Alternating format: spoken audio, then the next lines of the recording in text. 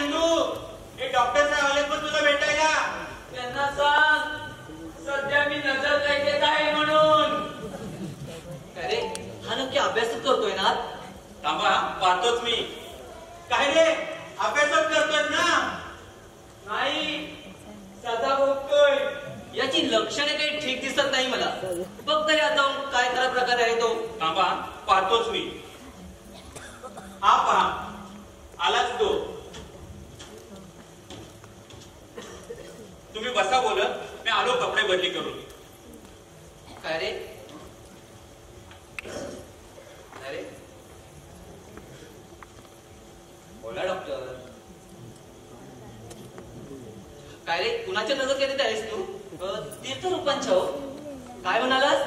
हो, आमच्या नानांच्या हो. आणि काय सदा फरमावले आहे त्यांनी तुला? देवासमोर उभं राहून मोठ्याने प्रार्थना म्हणायची. मोठ्यानं का? हो, वर स्वर्गात ती देवाला ऐकू गेली पाहिजे ना. असं.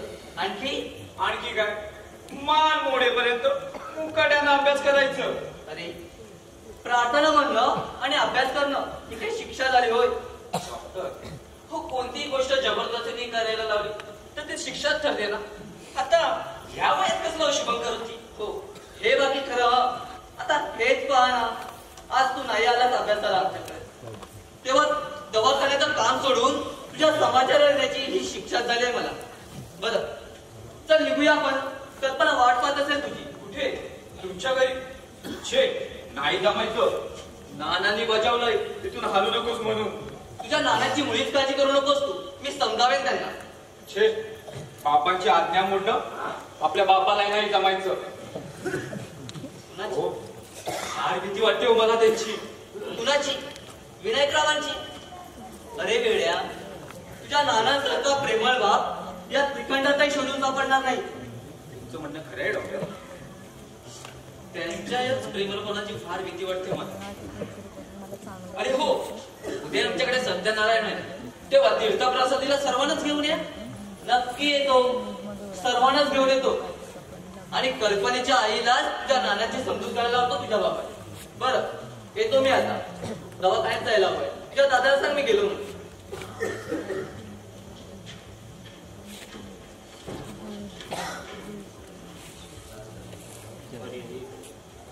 फार वाईट झालं.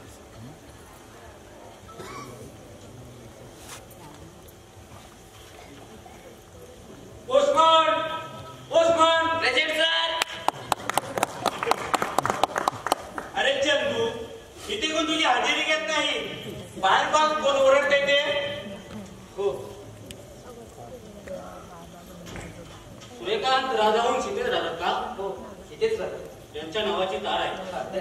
बोलू तर काही करायचं.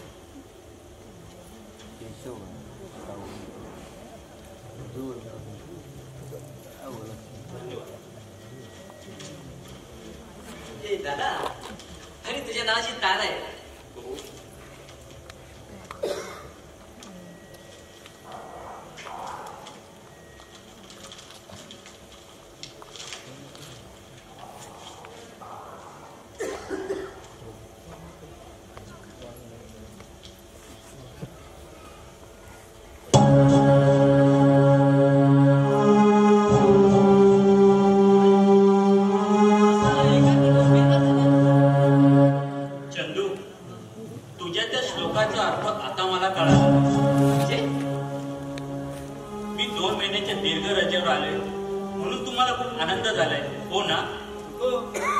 मला नानांना तर अतिशय आनंद झालाय.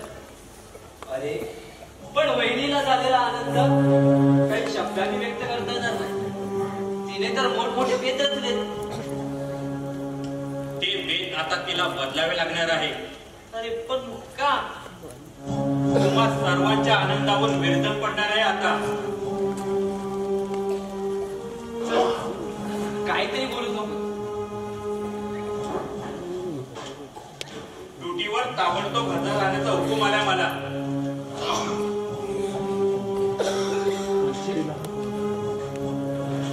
म्हणजे खरोखरच नाना झाला तो. अरे पण नानाला काय वाटेल आणि वहिनीला कल्पना सहन करत नाही. सर्व माया पास तोडून जावंच लागेल मला चंदू. कारण भावनेपेक्षा कर्तव्य श्रेष्ठ असतं चंदू. जा आज जा आणि माझी बॅग भरून घे. भाऊजी, ओ भाऊजी, ते कल्पनेकडे जाऊन जरा पूजेचं निमंत्रण देऊन या ना. अहो घाबरू नका, मामाजींना मी सांगते. हा, हे काय तुमच्या डोळ्यात पाणी? अहो काय झालं? हेच काहीतरी बोलले असणार. काय हो, तुम्हाला का दुसरे काम धंदे नाही येत का? हे बघा, उगाच भाऊजींना काही बोललेलं ऐकून घेणार नाही, मी सांगून ठेवते.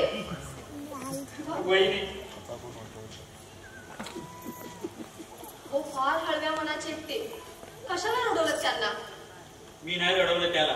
मग ही तार वाचली त्याने. कसली तार? वाच तू, मी आलोच.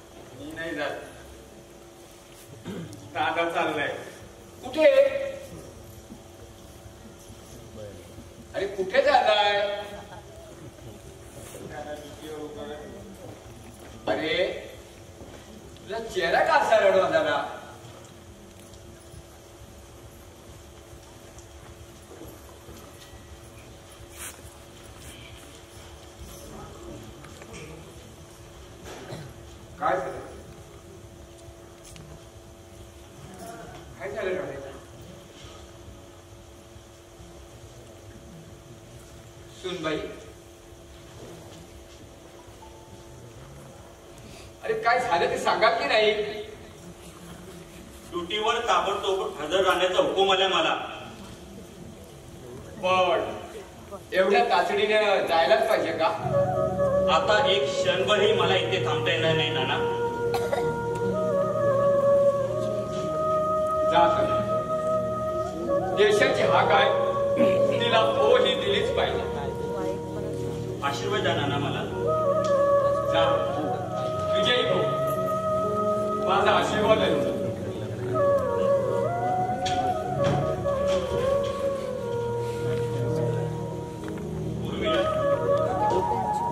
नानांची काळजी घे.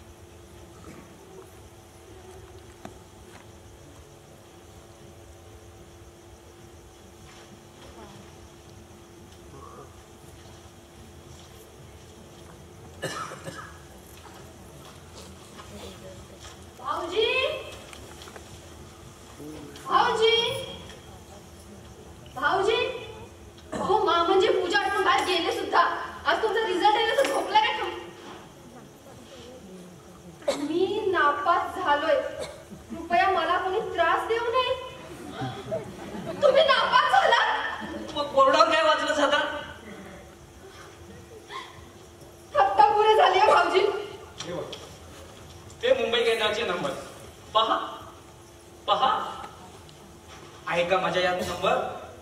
नाही ना? विश्वासच बसत नाही.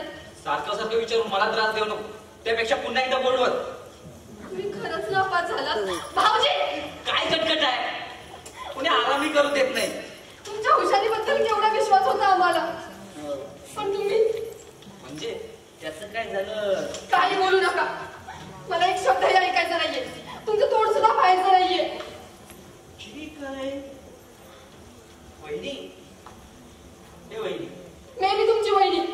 सुनबाई, अगं सुनबाई, सुनबाई मोठी आनंदाची बातमी आहे. सुनबाई अशी खिन्न का? काय झालं रडायला? मी नापास झालोय म्हणून रडते ती. कोणी सांगितलं तुला तू नापास झालास म्हणून? अहो, तुमच्या सुनबाईने शोध लावलाय हा. मामांजी, खरंच पत्रात नंबर नाहीये का हो भाऊजींचा? अगं नंबराचं काय घेऊन बसलीस? चंदू बोर्डाला फर्स्ट क्लास मध्ये पास झालाय. खबर नंबर सुद्धा आणि फोटो सुद्धा आहे. अगं बाई, खरंच की काय? मी फक्त नंबरच पाहत राहिली. मी नाव पाहिलंच नाही. पाहिलं नाही? मी तसं पाहायला लावलं नाही. तसं माझं नाव छापून आल्याचा भाग तुला न दिसेल याची खबरदारी देऊ. माझा नंबर 2 तुला महिन्यात विसरले होय? अगं नापास झालेल्या विद्यार्थ्याचा नंबर सांगितला मी तुला. हुशारी फार नडली मला. पण त्याबद्दल कशा गंगा यमुना डोळ्यात उभा राहिला. आणि त्याआधी तर माझ्याकडे कशी रागवून फुरगडून बसली होती. बाबूजी बरोबर ना? ते सगळं जाऊ द्या. पण याच आनंदाच्या क्षणी तुमचे दात इथे असते तर? अगं दादा इथे असता ना तर डोक्यावर घेऊन नाचला असता. नाचला असता की नाही ना? हो नाचला असता. पण तसं करणं बरं नाही. हे बघा तुम्ही दोघांनी बोलत बसा. मी ही आनंदाची वार्ता सूर्यकांतला पत्राद्वारे कळवतो. मी काय म्हणते भाऊजी, तुमची कल्पना पास झाली का? म्हणजे काय? अगं जर ती नापास झाली असती ना तर डॉक्टर काकाने तिला गेट पास दिला असता आणि मला गेट आउट म्हणून करवलं असतं. मी काय म्हणतो, मी डॉक्टर काकांना भेटलोय. हो चालेल. चला, आज फार आनंदाचा दिवस आहे.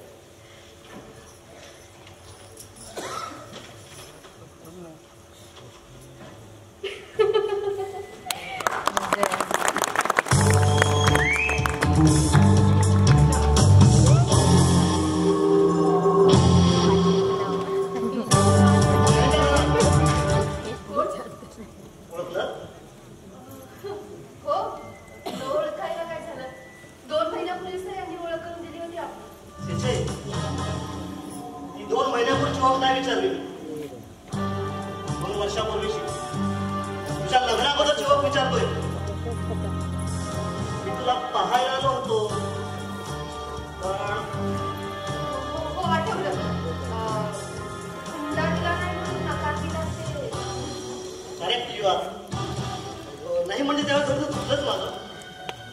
पण जर झालं असं जाऊ द्या. झालं गेलं विसरून जा.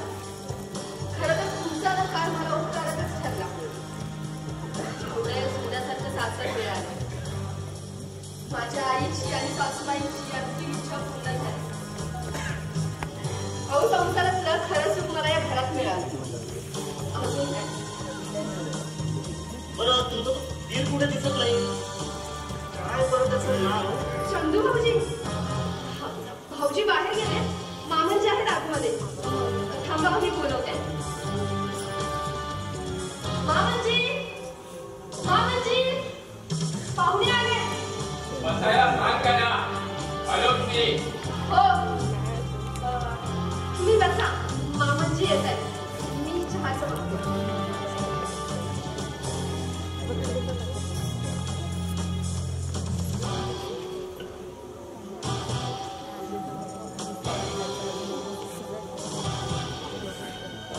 त्याच्या हौद्यापण आपल्या रत्नाला नकार देण्यात फारच मोठा मूर्खपणा केला.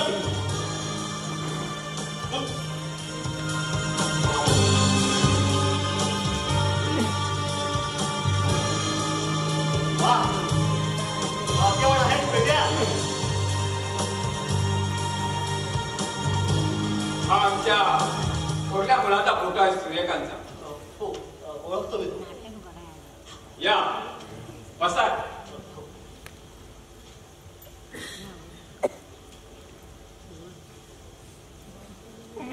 तुम्हाला कुठेतरी पाहिल्यासारखं वाटतं. मी महेश चिंदलकर, तुमच्या सूर्यकांतचा मित्र. आम्ही दोघं एकाच कॉलेजात शिकत होतो. पण यापूर्वी तुम्ही कधी आमच्याकडे आल्याचं पाहिलं नाही तुम्हाला. नाही, अं, गेली 2 महिने एका कंपनीच्या कामासाठी दिल्लीला गेलो होतो. परत आलो तेव्हा विमानतळावरती सूर्यकांत भेटला. तिथे चंद्रकांतची आणि माझी ओळख झाली. आज सकाळच्या वर्तमानपत्रात चंद्रकांत पहिल्या आल्याचं वाचलं. त्याचंच अभिनंदन करण्यासाठी मी इथे आलो आहे. अच्छा, ठीक आहे. सध्या काय करता आपण? एका प्रायव्हेट कंपनीमध्ये नोकरीला आहे. येतात तर मग 30-35 हजार. मग कुटुंबात किती माणसं आहेत तुमच्या? सध्या तरी मी एकटाच आहे. म्हणजे अद्याप लग्न नाही झाले तुमचं? नाही, गेली 2 वर्षे त्याच खटपटीत आहे. पण अजून काही योग जुळून आला नाही लग्नाचा. काही उद्या मिळण्याची अट? होती पूर्वी, पण आता नाही. काही ठिकाणी मुलींचे मला पुन्हा द्यायला तयार होते, पण मुलीच पसंत सुचलेला. काही ठिकाणी मुली पसंत होत्या, पण वरदक्षिणा द्यायची मुलींच्या पालकाची तयारी नव्हती. आठवलं बघा, 2 वर्षापूर्वी तुम्हाला भगवानरावांकडे पाहिलं होतं. हुंडा देण्याची त्यांची ऐपत नव्हती, म्हणून लग्नाला स्पष्ट नकार दिला तुम्ही. होय, त्यावेळी मी पैशाच्या अडचणीत होतो. म्हणूनच वरदक्षिणा न मिळाल्यामुळे नाईलाजाने मला लग्नाला नकार द्यावा लागला. पण आता काही ईश्वर कृपे मला तोटा नाही पैशाचा. आता एखादी मनपसंत मुलगी मिळाली की जरूर लग्न करेल. आता या वेळेला कशाला चहा? घ्या हो, पहिल्यांदाच आमच्या घरी आला, चहा घ्या.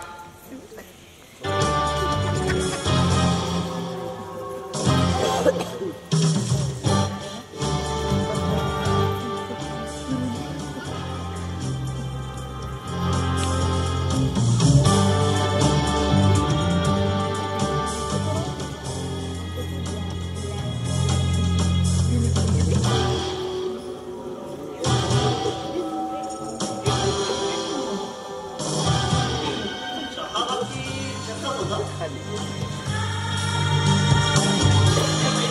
हा? अजून आमचे सर आणि मित्र परिवार आहेत. हो चालेल.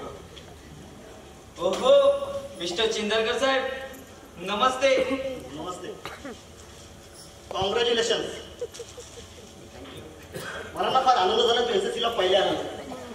Really you are an extraordinary student. मग पुढे काय करायचं ठरवलंयस? मेडिकल कॉलेजला जाणार आहे तो. डॉक्टर होण्याची इच्छा आहे त्याची. हो, गुड ॲम्बिशन.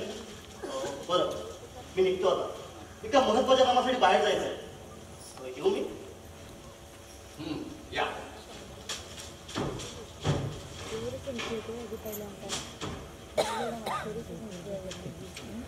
चंद्र, बेटा आज मला खूप आनंद झाला रे. तुझ्या सूर्यकांत दादाप्रमाणे तूही या राजहंस घराण्याचा नाव लौकिक केला. तुझ्या दादाची मेहनत, वहिनीची कष्ट आणि याच्यात पास झाला ही तुमची लवंगकुशाची जोडी या राजहंस घराण्याचा नाव अबाधित करतोय. खरंच मला आनंद झाला रे.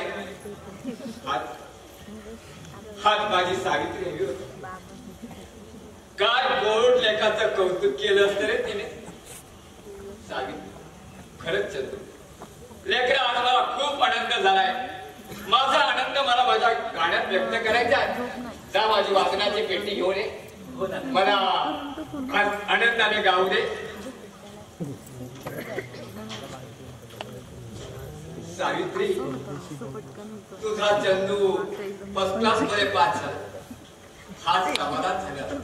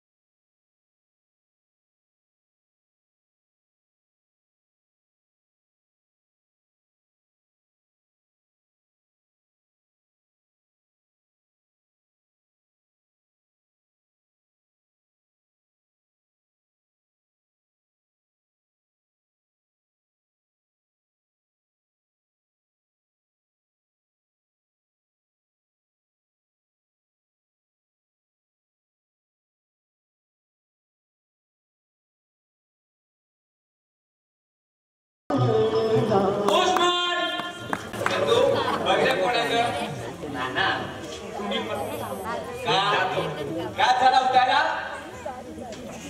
विनायकराव राजवून आहेत तर मी त्यांच्या नावाची तार आहे ती सही करा.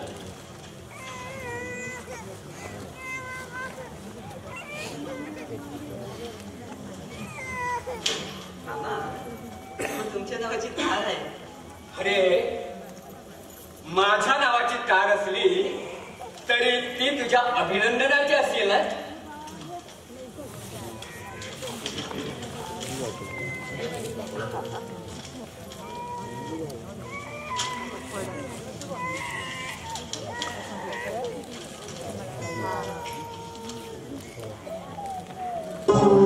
श्री विनायक राजभवन आपणास हे कळवण्यात येत आहे की आपले सुपुत्र व भारतीय वायुसेनेचे प्रख्यात पायलट लेफ्टनंट सूर्यकांत विनायक राजभवन यांचं विमान युद्धात कोसळून त्यांना वीरगती प्राप्त झाली आहे.